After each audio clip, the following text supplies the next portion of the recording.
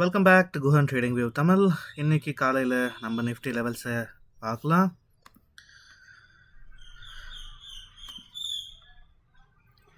இன்னைக்கு நிஃப்டியோட லெவல்ஸ் பார்த்தீங்கன்னா break even point 2445, resistance zone அப்படின்னு பார்த்தீங்கன்னா 505 இருந்து 537, 537 பிரேக் ஆச்சுன்னா 583.